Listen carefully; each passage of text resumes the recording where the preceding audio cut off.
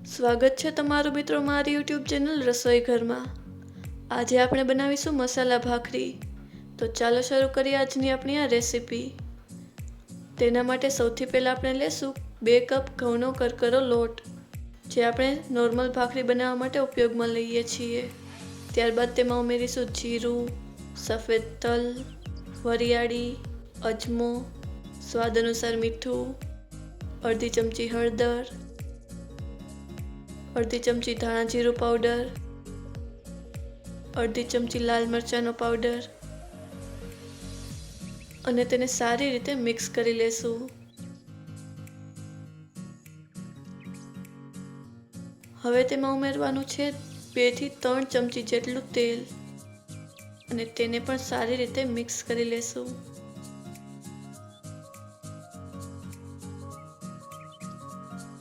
ત્યારબાદ તેમાં થોડું પાણી ઉમેરતા જઈને તેનો લોટ બાંધી લેવાનો છે।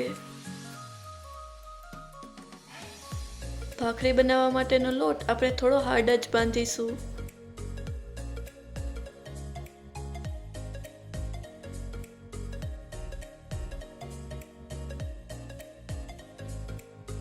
હવે લોટ બંધાઈ ગયો છે તો આપણે તેમાંથી લુવા તૈયાર કરી લેવાના છે।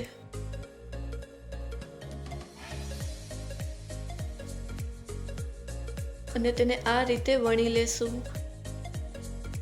ભાખરીને આપણે થોડી જાડી જ વણવાની છે।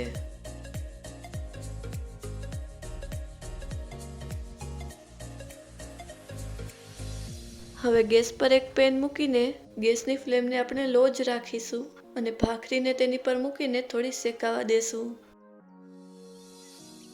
ભાખરી એક બાજુ થોડી શેકાઈ જાય એટલે તેને પલટાવી લેવાની છે અને બીજી બાજુ પણ થોડી શેકાવા દેશું।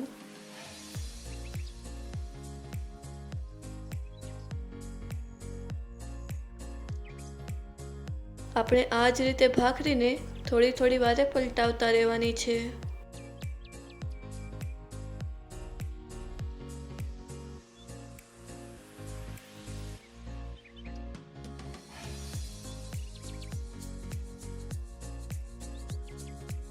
હવે આપણે ભાખરી પર થોડું ઘી લગાવીને તેને પલટાવી લેશું અને બીજી બાજુ પણ આ જ રીતે થોડું ઘી લગાવી લેશું।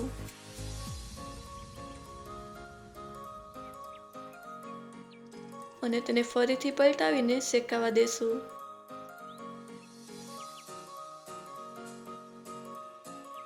તૈયાર છે એકદમ ક્રિસ્પી અને ખૂબ જ સ્વાદિષ્ટ મસાલા ભાખરી।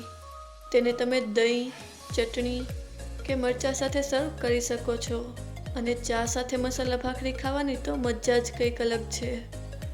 તો તમે પણ આ રીતે એકવાર મસાલા ભાખરી બનાવીને જરૂરથી ટ્રાય કરજો। જો તમને અમારો આજનો આ વિડીયો પસંદ આવ્યો હોય તો અમને કમેન્ટ કરીને જરૂરથી જણાવજો અને અમારા આ વિડીયોને લાઈક અને શેર કરજો। જો તમે અમારા ચેનલ પર નવા હો તો ચેનલને સબસ્ક્રાઈબ કરો અને બાજુમાં આપેલા બેલ આઇકનને પ્રેસ કરો, જેથી અમારા નવા વિડીયોની નોટિફિકેશન તમને સૌથી પહેલાં મળે।